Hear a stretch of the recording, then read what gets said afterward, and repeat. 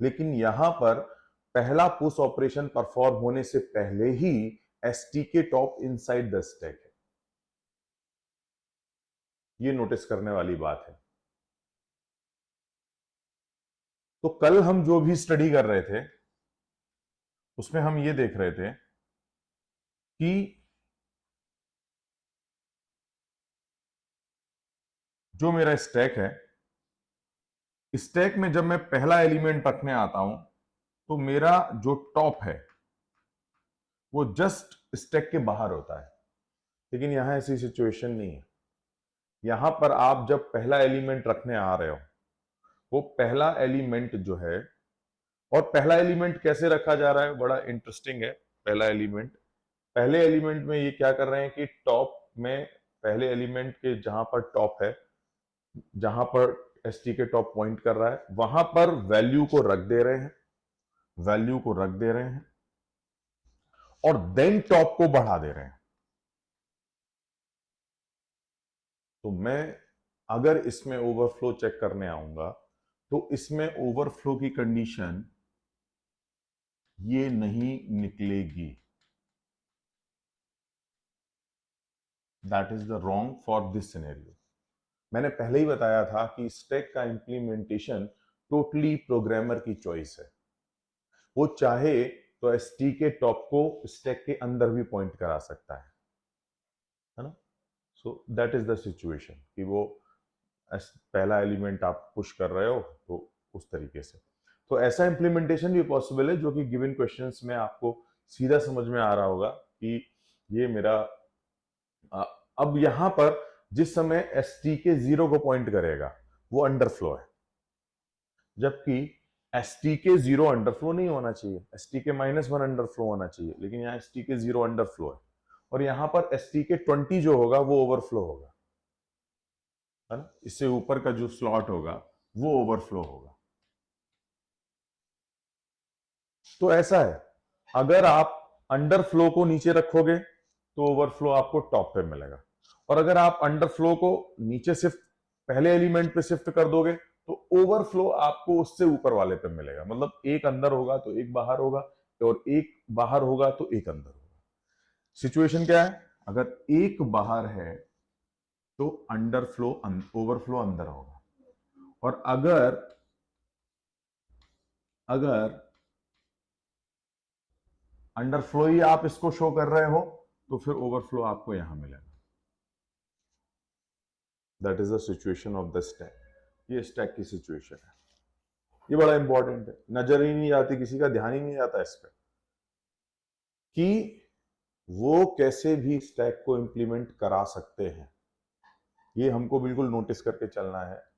एकदम हमें सरप्राइज नहीं होना है कि अरे यार उन्होंने तो जीरो से शुरुआत की, हम तो -1 से शुरू करते थे। तो ठीक है, जीरो से शुरू कर सकते हैं, लेकिन जो ओवरफ्लो होगा वो आउटसाइड ऑफ द स्टैक जाएगा। लेकिन हम कैसा देखते हैं, हम हमेशा देखते हैं ओवरफ्लो को इनसाइड ऑफ द स्टैक, और अंडरफ्लो को आउटसाइड ऑफ द स्टैक देखते हैं। लेकिन इंप्लीमेंटेशन कंप्लीटली चेंज है यहाँ पे। तो मैं बार बार यही समझाने की कोशिश करता हूं कि ये टोटल प्रोग्रामर की चॉइस है कि वो कैसे इंप्लीमेंट करता है इसको। ये चीज क्लियर है ना। जो मैं कल बता रहा था कि हाँ ऐसा, तो बिल्कुल ऐसा हो सकता है। इस क्वेश्चन में ऐसा इन्होंने किया हुआ है।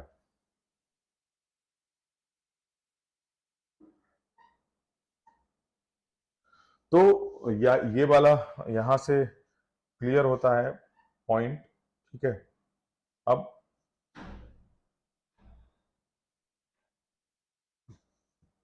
एक क्वेश्चन छोटा सा नोट कर लो और फिर सॉल्व करते हैं इसको।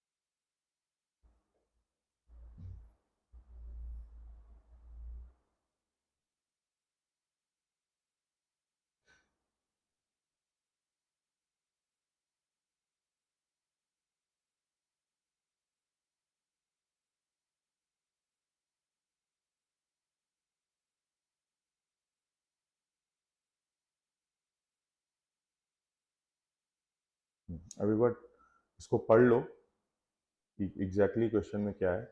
A function F defined on stack of integers, मतलब स्टैक में जो इंटीजर्स हैं उनके ऊपर एक फंक्शन एफ डिफाइन किया जा रहा है। Satisfy the following property F of five. F of five का मतलब जब स्टैक में कुछ भी नहीं है, स्टैक एम्प्टी है, उस समय एफ का जो रिटर्न है वो जीरो होगा, यानी फंक्शन जीरो रिटर्न करके देगा। अदरवाइज फंक्शन क्या कर रहा है कि एस ऑफ आई स्टैक में किसी एक इंटीजर आई को पुश कर रहा है। पुश करने के बाद उसकी जो वैल्यू है फंक्शन की वो क्या रिटर्न कर रही है, max of F of S comma zero. मतलब पीछे जो एफ ऑफ एस रहा है वो कॉमा जीरो, उसमें से जो मैक्सिमम होगा वो वैल्यू यहाँ पे ऐड हो जाएगी, प्लस करेंट इंटीजर यहाँ पर ऐड हो जाएगा। तो कहने का क्या मतलब हुआ, कहने का ये मतलब हुआ कि स्टैक को मैं शुरू करूंगा बिल्कुल एम्प्टी लोकेशन से, जब स्टैक में कुछ भी नहीं है, ठीक है। उस समय एफ ऑफ एस मेरा जो होगा वो जीरो होगा, क्योंकि उस समय एफ ऑफ फाइव मुझे मिलेगा, क्योंकि ये पहला जब स्टैक एम्प्टी है तो एफ ऑफ स्टैक मतलब स्टैक के जो टॉप पे है वो एम्प्टी है, कुछ भी कोई एलिमेंट नहीं है, उस समय आपने रिटर्न जीरो किया। एक सिचुएशन आपको ये मिली। जब आप पहला एलिमेंट कोई इसमें डालेंगे, फॉर एग्जांपल 2 डालेंगे, ठीक है, तो अब अगर आप एफ ऑफ पुश स्टैक में 2 पुश करने गए, ये जो है वो करंट एलिमेंट 2 के रिगार्डिंग फंक्शन का जो वैल्यू है वो आएगा एफ पुश एस कॉमा 2। वो क्या होगा, वो होगा max previously F of S की जो वैल्यू थी प्लस कॉमा जीरो और प्लस करंट आई। तो करंट एलिमेंट आई जो है वो 2। तो प्रीवियसली एफ ऑफ एस की वैल्यू जीरो थी, तो प्रीवियसली एफ ऑफ एस की वैल्यू जीरो थी, तो जीरो कॉमा जीरो है ना, तो यहां से जो रिजल्ट आया वो जीरो आ गया, जीरो प्लस टू, तो रिजल्ट आ गया 2। तो मतलब अब एफ ऑफ एस बेटा क्या हो गया, 2। क्यों, क्योंकि स्टैक में एक इंटीजर पुट हो गया है, तो जो भी टॉप में, जो भी स्टैक के टॉप में होगा वो 2 है, और उस 2 के रिगार्डिंग एफ जो रिटर्न करेगा वो 2 रिटर्न करेगा। तो जो भी टॉप में होगा उसके रिगार्डिंग एलिमेंट जो है वो 2 रिटर्न कर रहा है, और टॉप में 2 है। तो अब नया एफ ऑफ एस निकालने जाएंगे तो वो नया एफ ऑफ एस होगा पुश। तो नया एलिमेंट आप पुश करने गए -3, तो आपने कहा एस में मुझे -3 पुश करना है, दिस मैक्स। तो क्या करना होगा, प्रीवियसली एफ ऑफ एस की वैल्यू जो है वो यहां से आप कैलकुलेट करेंगे, कॉमा जीरो सेट कर देंगे, प्लस यहां से -3 है तो ये -3 हो जाएगा, लाइक दैट। अब प्रीवियसली एफ ऑफ एस आपको पता है वो हो गया 2, 2,0 का मैक्स जब निकाला तो वो रिजल्ट आया 2, 2 माइनस 3 रिजल्ट हो गया -1, जो कि अपडेट कर दोगे आप एफ ऑफ एस को -1, और यहां पर सेट हो गया -3। तो स्टैक पर एलिमेंट भी पुश होते जा रहे हैं और फंक्शन एफ एस की वैल्यू भी कैलकुलेट होती जा रही है। अब पूरा एक बार एफ ऑफ एस कैलकुलेट कर लो रिमेनिंग एलिमेंट 2 - 1 2 के लिए, 2 - 1 2 के लिए कैलकुलेट कर लो, कहानी क्लियर हो जाएगी।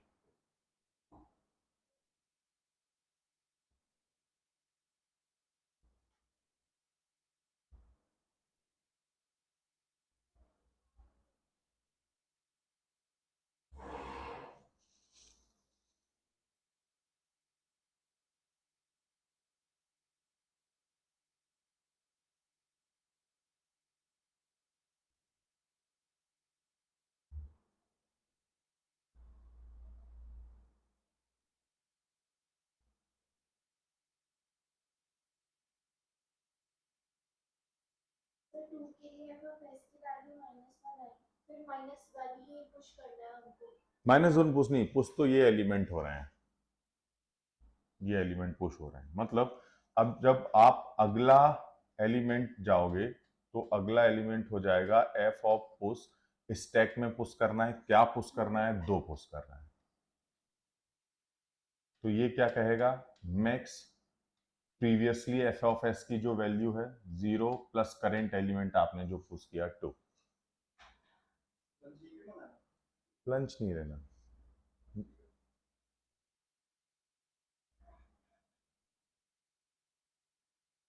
तो एफ ऑफ एस क्या सेट था, क्या सेट है एफ ऑफ एस? तो -1। तो वहां रख के आप अभी करेंटली जो 2 पुश करने गए उसके लिए एफ ऑफ एस की वैल्यू निकल के आ जाएगी। मतलब एग्जैक्टली आप देखोगे तो ये एफ ऑफ एस है, this is F of S, कि स्टैक में जो एलिमेंट पुश करने जा रहे हो उसके रिगार्डिंग एफ की वैल्यू क्या कैलकुलेट होके आएगी। तो बहुत आसानी से कैलकुलेट कर सकते हैं क्योंकि प्रीवियस हमारे पास पता है हमें एफ ऑफ एस।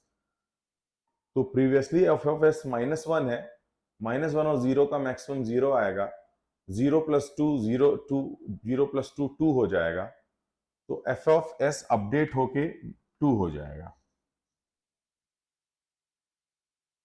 ठीक है। अब ऐसा ही सेम पैटर्न -1 के लिए होगा, ऐसा ही सेम पैटर्न 2 के लिए होगा। सिंपली -1 भी वही प्रोसीजर फॉलो कर रहा होगा, 2 भी वही प्रोसीजर फॉलो कर रहा होगा, बस प्रीवियस हमारे पास हमारे हाथ में है तो हमें क्या दिक्कत है, प्रीवियस की हेल्प से हम नया करंट निकाल देंगे और हमें फाइनली एफ ऑफ एस की वैल्यू मिल जाएगी 6 एलिमेंट्स 5 एलिमेंट्स के लिए। तो ये हो गया। अब अगला आप परफॉर्म करोगे एफ पुश एस कॉमा -1, जो कहेगा कि आपका प्रीवियसली एफ ऑफ एस कितना था 2, 0 प्लस 2, 0 प्लस -1, -1, तो रिजल्ट कितना आएगा 1। इसको अपडेट मार दिए 1। ठीक। अब 1 को अपडेट करने के बाद फिर से कर दो एफ ऑफ पुश, कितना पुश 2, तो ये हो जाएगा मैक्स कितना 1 प्रीवियसली, कॉमा 0 प्लस 2, तो 1 plus 2 is 3, so result is 3। तो अब सिंपली इस फंक्शन में बस आपको इतना पकड़ना था, current equal to previous comma 0 plus current element जो भी आप डाल रहे हो स्टैक में, तो वो स्टैक के फंक्शन को डिफाइन करेगा। तो आई थिंक ये एक अच्छा क्वेश्चन था, है ना। So answer is 3। So you can calculate, आप आसानी से कैलकुलेट कर सकते हो। ये अभी तक का स्टैक की हिस्ट्री में, मतलब जब जितने भी क्वेश्चंस आए हुए हैं उसमें सबसे बेस्ट क्वेश्चंस स्टैक की हिस्ट्री में ये है।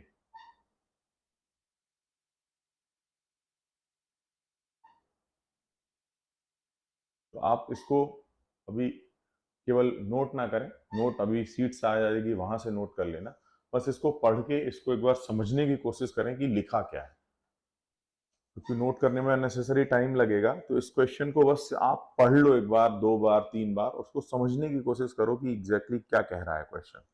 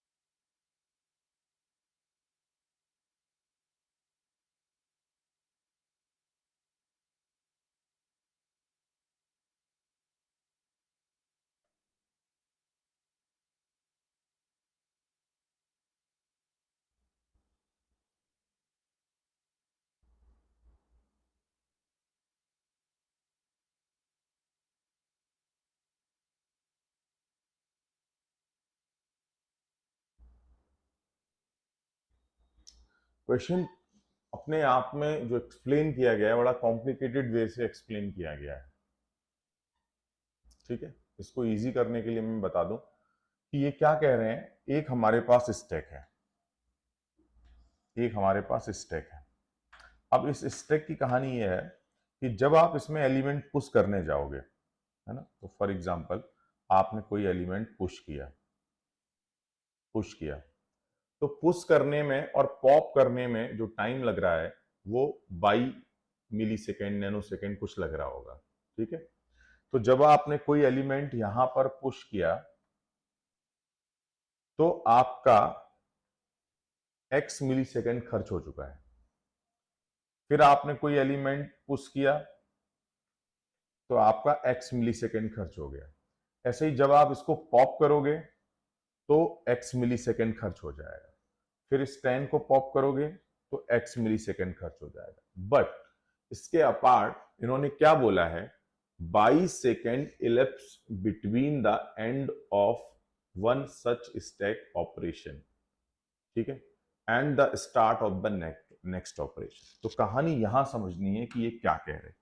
ये कह रहे हैं इस स्टेटमेंट में कि जब भी आप एक पुश और दूसरे पुश के बीच में कोई गैप होगा, तो जब पहला पुश आपने किया 10, तो पहले पुश का एंड होना और दूसरे पुश का स्टार्ट होना, जब आप इसको दूसरे पुश 20 को आप पुश करने जाओगे उसके बीच में एक गैप होगा, है ना, क्योंकि आप एलिमेंट को कहीं से रीड कर रहे होगे तब यहां पे रख रहे हो आगे। तो उसके बीच का जो गैप है, दो पुश ऑपरेशन के बीच का जो गैप है, उसमें जो टाइम खर्च हो रहा है वो 22 मिली सेकेंड खर्च हो रहा है।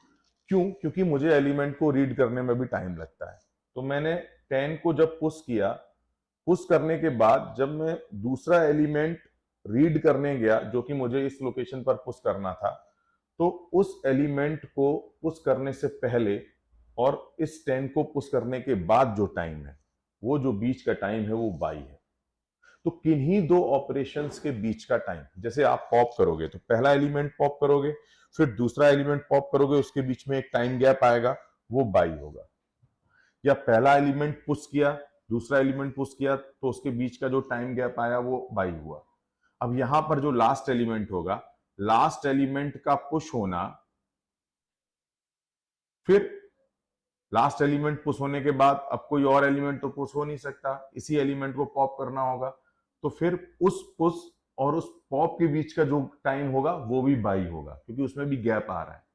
तो हर दो ऑपरेशंस के बीच का जो गैप है वो 22 है, और ऑपरेशन में इटसेल्फ लगने वाला जो टाइम है वो x है। That is the story. तो वो ये यहां पर कह रहे हैं कि define stack life of m as the time. अब ये कह रहे हैं किसी एलिमेंट की जो स्टैक लाइफ है वो क्या है। मान लो 10 की स्टैक लाइफ क्या है। 10 की स्टैक लाइफ ये कहती है कि 10 को जब पुश कर दिया गया, ठीक है, 10 को जब पुश कर दिया गया, तो 10 को पुश करने के बाद फिर मान लो मैंने 20 को पुश किया, फिर 30 को पुश किया, फिर 40 को पुश किया, फिर 40 को पॉप किया, 30 को पॉप किया, 20 को पॉप किया, इतनी देर तक 10 मेरा स्टैक में पड़ा रहा। मतलब किसी की भी स्टैक लाइफ क्या होती है, पैदा होने के बाद और मरने से पहले का जो पूरा समय है वो उसकी जिंदगी है। तो पैदा होने के बाद मतलब पुश होने के बाद और पॉप होने के पहले, इस ये कितनी देर स्टैक में रहा, जितना देर ये स्टैक में रहा यही इसकी स्टैक लाइफ है।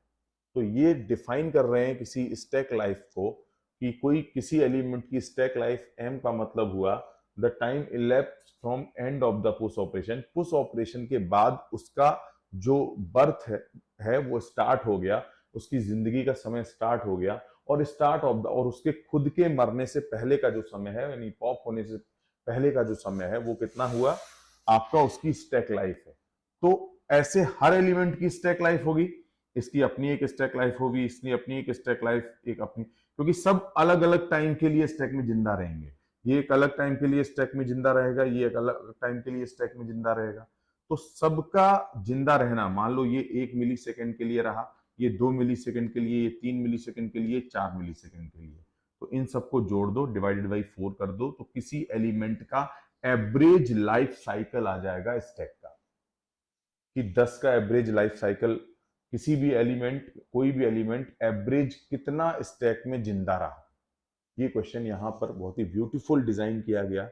जिस समय क्वेश्चन पेपर में पूछा गया होगा उस समय तो क्वेश्चन पेपर वालों को ही समझ में नहीं आया होगा जिन्होंने दिया होगा ये पूछ क्या रहे हैं, क्योंकि इस क्वेश्चन को पढ़ने से आपको कुछ भी क्लियर नहीं होने वाला जब तक आपको कोई एक्सप्लेन नहीं करेगा कि एक्चुअली में वो कह क्या रहे हैं। इतना कॉम्प्लिकेटेड वे में उन्होंने पूछा है। तो यहां पर पूरी क्लैरिटी क्वेश्चन की, सबसे पहले तो क्वेश्चन कह क्या रहा है ये क्लियर हो, है ना। तो सिंपली आप इसको 3 एलिमेंट से शुरू करो, कहानी आपको क्लियर हो जाएगी। 3 एलिमेंट से शुरू करो, बहुत बड़ा ज्यादा स्टैक लेने की जरूरत नहीं है। तो आपने कहा कि सर सपोज मेरे पास 10 20 30 है, ये किसी एरे में पड़ा हुआ है, वहां से मुझे स्टैक मिला। अब मैंने 10 को पुश किया, ठीक है, 10 को पुश किया, तो 10 को पुश किया तो मेरा 10 को पुश करने में, यानी पुश ऑफ 10 मेरा x यूनिट टाइम खर्च हो चुका था। तो इसकी जो बर्थ हुई, इसको बर्थ मतलब इसको पैदा होने में जो टाइम लगा वो x यूनिट टाइम लग चुका था।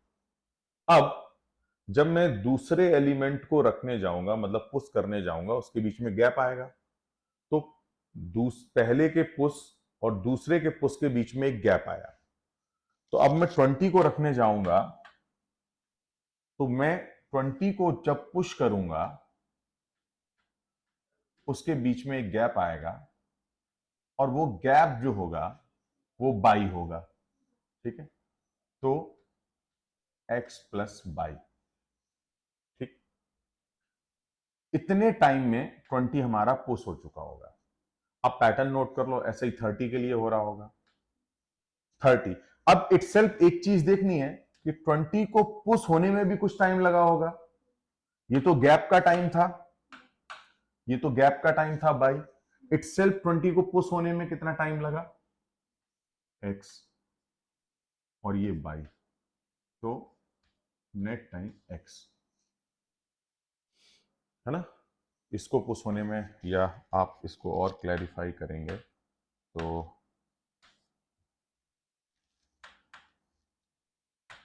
सिंपली ये x हुआ, गैप बाई हुआ, ये x हुआ। अभी नेट बाद में कैलकुलेट कर लेंगे। फिर 30 और 20 के बीच में गैप आएगा, पैटर्न नोट कर लो। 30 के बीच में गैप आया एक, आपने कहा PU 30, ये जो गैप आया वो बाई।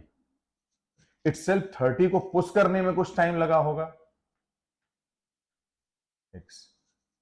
यहां तक की स्टोरी हो गई है, ठीक है।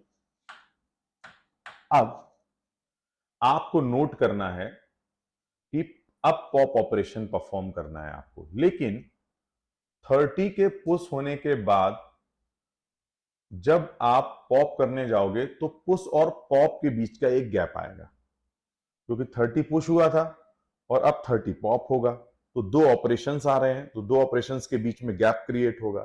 तो आप परफॉर्म करोगे पॉप ऑफ 30, उससे पहले पॉप ऑफ 30 परफॉर्म हो, एक गैप क्रिएट हुआ, ये गैप इटसेल्फ कितना टाइम ले रहा है, बाय। अब पॉप ऑफ 30 को इटसेल्फ कितना टाइम लगेगा, x, क्योंकि पुश और पॉप x ले रहे हैं। अब 30 पॉप और 20 पॉप के बीच में एक गैप क्रिएट हुआ होगा, ये भी बाई। इटसेल्फ पैटर्न नोट करो, पॉप 20 कितना टाइम ले रहा होगा, x। ऐसे ही पॉप 20 और पॉप 10 के बीच में एक गैप क्रिएट हुआ होगा, पॉप 10 के बीच में एक गैप क्रिएट हुआ होगा जिसमें टाइम खर्च हो गया होगा बाई। ऐसे ही इटसेल्फ पॉप 10 करने में आपको x यूनिट लगा होगा, लेकिन पॉप 10 जो है वो इसकी लाइफ साइकिल में इंक्लूड नहीं होगा, क्योंकि मरने से पहले का समय। तो पॉप 10 तो मरने का समय हो गया 10 का ना, क्योंकि पॉप 10 तो इटसेल्फ वो टाइम है जिसमें 10 मर गया, उससे पहले का समय उसकी लाइफ साइकिल में आएगा। मरने से पहले का टाइम ही तो लाइफ साइकिल होगा, जो मरने का इटसेल्फ टाइम में होगा वो लाइफ साइकिल में तो कैलकुलेट होगा नहीं। तो ये अभी हमारा कोई मतलब है नहीं, है ना। तो हमने कहा कि ये वाला बाई इंक्लूड होगा, पॉप 10 के बीच में जो समय लगेगा दो ऑपरेशंस के, वो बाई इंक्लूड होगा। अब आप इस नेट टाइम को जोड़ लो जो कि 10। अब आप इसमें एक इंटरेस्टिंग फैक्ट देखो, क्या कि 30 का लाइफ साइकिल क्या रहा होगा। 30 का लाइफ साइकिल आप अगर आप देखो तो 30 का लाइफ साइकिल जो है 30 के पुश होने के बाद और 30 के पुश होने के 30 के पॉप होने के पहले जो टाइम खर्च हुआ वही इसकी लाइफ साइकिल है।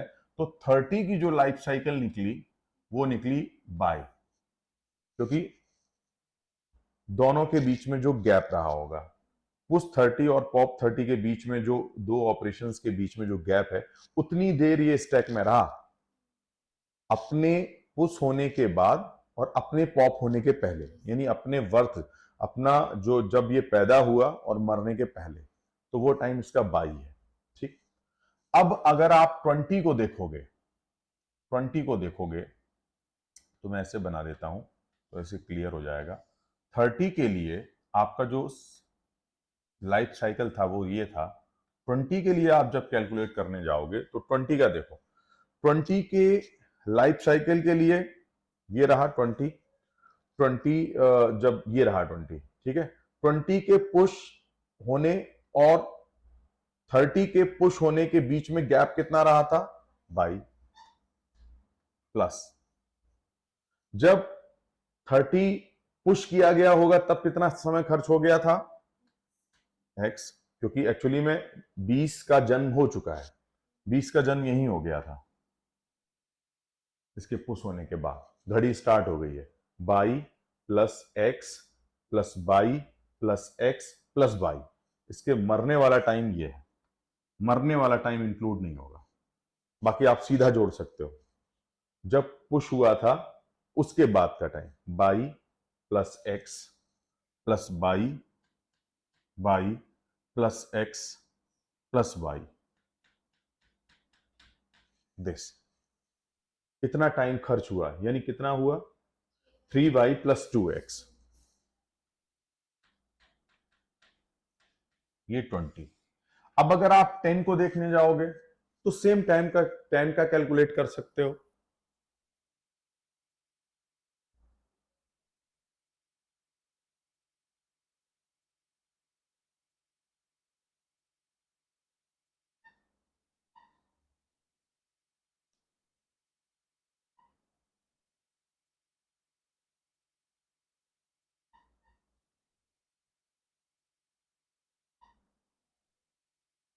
अब 10 का देखना कितना आसान है, लेट्स सी। 10 का पुश होना हटा दो, क्योंकि ये तो इसका जन्म लेने में लगा हुआ टाइम है और ये इसके मरने में लगा हुआ टाइम था, वो हटा दो। यहां से शुरू करो, y प्लस एक्स, मतलब अगर मैं बात करूं y plus x plus y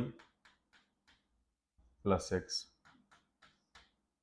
plus y plus x plus y plus x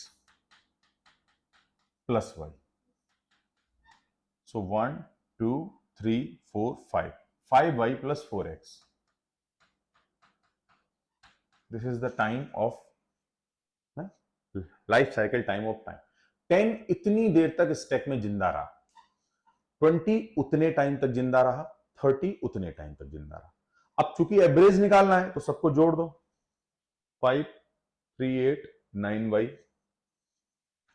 9y plus 4 2 6 6x divided by 3, 3 element थे तो ये कितना आ गया 3y plus 2x, that is the answer.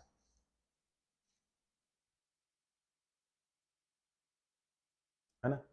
अब इन्होंने थोड़ा सा यहां पर आपको मतलब उसको कंफ्यूज किया यूजर को, बिकॉज इन्होंने डायरेक्ट आंसर 3y2x दे दिया दिस। ठीक है, अब यहां पे ये देखना है आपको कि ये जो आंसर है वो कांस्टेंट है 3y+2x। अगर आप एलिमेंट्स को बढ़ाओगे तो डेफिनेटली लाइफ साइकिल बढ़ेगी। तो ये तो इन्होंने केवल 3 एलिमेंट्स का दे दिया, लेकिन कोई 3 एलिमेंट्स तो फिक्स किए नहीं, इन्होंने n बोले हैं। तो डेफिनेटली ये तो किसी एक 3 एलिमेंट्स का आंसर है, तो ये तो नहीं हो सकता, क्योंकि अगर हम 4 एलिमेंट चेंज करेंगे स्टैक में तो डेफिनेटली ये आंसर नहीं रहेगा। 5 एलिमेंट्स चेक करेंगे तो ये आंसर नहीं रहेगा, 6 एलिमेंट्स चेक करेंगे तो ये आंसर नहीं रहेगा। तो डेफिनेटली ये तो रॉन्ग आंसर है, क्योंकि ये किसी कांस्टेंट नंबर के लिए बात कर रहा है, यानी केवल 3 एलिमेंट्स के लिए बात कर रहा है, और यहां पर बात कितने के लिए हो रही है, n के लिए। तो डेफिनेटली n के टर्म्स में ही आंसर आना चाहिए। तो दूसरा आंसर ट्राई करते हैं। दूसरा आंसर जब आप ट्राई करने गए तो आपने n की वैल्यू रख दी 3। अब देखते हैं कहीं n की वैल्यू 3 इसमें पुट करते हैं, कितना आ गया, दैट इज द आंसर। ये इन टर्म्स ऑफ n है। अब इसमें 4 पुट करोगे तो भी सही आ जाएगा, 5 पुट करोगे तो भी सही आ जाएगा। तो डेफिनेटली दूसरा ऑप्शन भी 3y+2x था, क्योंकि उनको पता था कि बच्चा 3 एलिमेंट्स लेके पुट करेगा तो उसको तुरंत ये आंसर दिखेगा, तो वो बी मार देगा। लेकिन उसको ये सोचना चाहिए कि कहीं वो 3 एलिमेंट्स की तो बात ही नहीं कर रहे, वो तो n एलिमेंट्स की बात कर रहे हैं, तो आंसर n के टर्म्स में आएगा। अब n अगर 3 पुट करोगे और 3x+2x 3y+2x आ गया, तब ये सही है। अब ऐसा ही जब से ही आप 4 के लिए पुट करने जाओगे तो 4 के लिए भी ये वाला जब 4 पुट करोगे 4x+4y-x, यानी 4y+3x आ जाएगा। तो यहां अगला काम ये है कि अब आप 4 एलिमेंट्स के लिए जब इसको करो तो आप आसानी से कैलकुलेट कर सकते हो कि अब इसमें पैटर्न अगर आप नोट करो तो 3 का पैटर्न आपको 4 के बारे में हिंट दे जाएगा।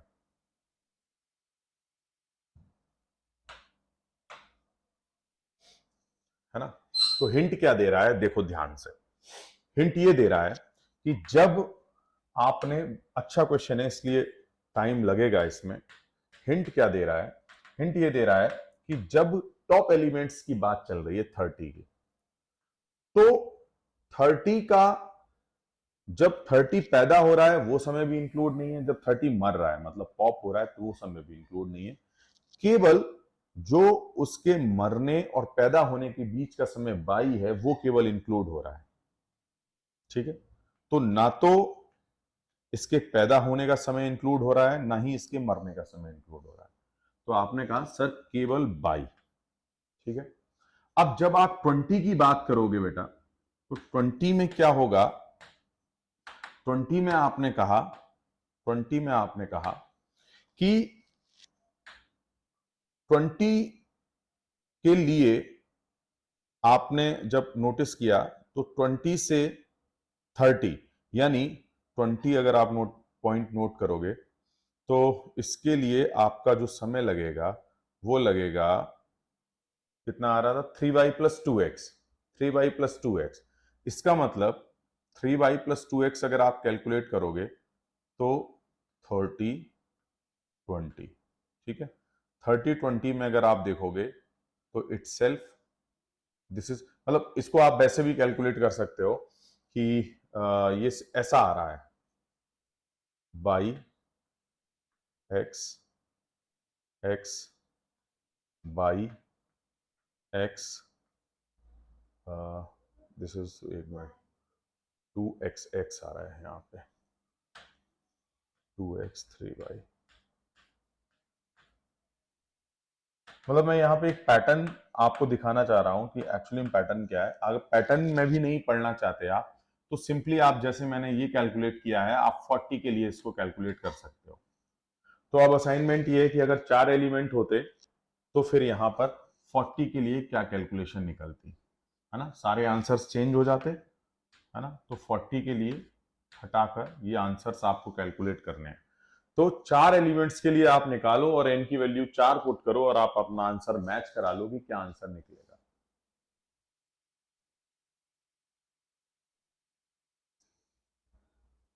बहुत ही अच्छा क्वेश्चन है, मतलब एक बार क्लिक कर जाएगा फिर उसमें कुछ है नहीं, बस आपको बस वो टाइम गैप कंफ्यूज करेगा कि कब कौन एक्स हो रहा, कब कौन बाई हो रहा, कब कौन एक्स हो रहा, कब कौन बाई हो रहा। अदरवाइज कोई कंफ्यूज करने की कोई जरूरत नहीं है, इसमें कोई कंफ्यूजन नहीं आएगा आपको, है ना। तो आप आसानी से निकाल सकते हो इस समय को और उसका पूरा लाइफ साइकिल निकाल सकते हो डिवाइडेड बाई 4 करके। तो जो भी टाइम 40 का है, 30 का है, 20 का है, जैसे मान लो इसका टाइम निकला T1, इसका टाइम निकला T1, इसका टाइम निकला T1, इसका टाइम निकला T2, इसका लाइफ साइकिल टाइम निकला T3, इसका निकला T4। तो सबको जोड़ देना, T1 plus T2 plus T3 plus T4 और डिवाइडेड बाई 4 कर देना और यहाँ पर n इक्वल टू 4 पुट कर देना। तो यू सी कि या तो ये ऑप्शन होगा या सी ऑप्शन होगा, क्योंकि डी भी कांस्टेंट टाइम दे रहा है, ये भी मतलब का नहीं है, बी भी कांस्टेंट टाइम दे रहा है, ये भी मतलब का नहीं है। तो इजिली यू कैन कैलकुलेट। ठीक है, so that is the question जहां पर आप average step life of element निकाल सकते हो। It's not the big deal. Clear हुआ परफेक्टली पूरा? ठीक है, तो एक बार कोशिश करो 40 का निकालने की। सो फिर वहां से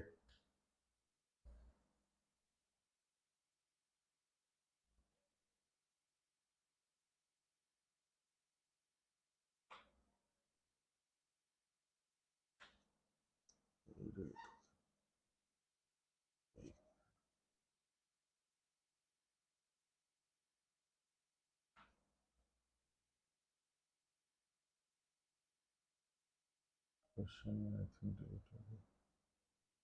ठीक है, क्वेश्चन की तो जरूरत है भी नहीं है।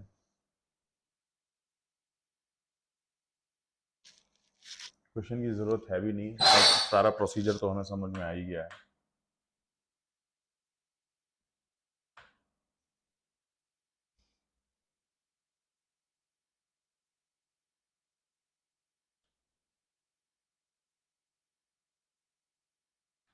बहुत फास्ट भी निकल सकता है, कुछ करना नहीं है। तो 10 का अगर आप देखोगे तो PU of 10, then PU of 20, then PU of 30, then PU of 40। अब यहां PU ऑफ 40 से कहानी बदलेगी। PO of 40, PO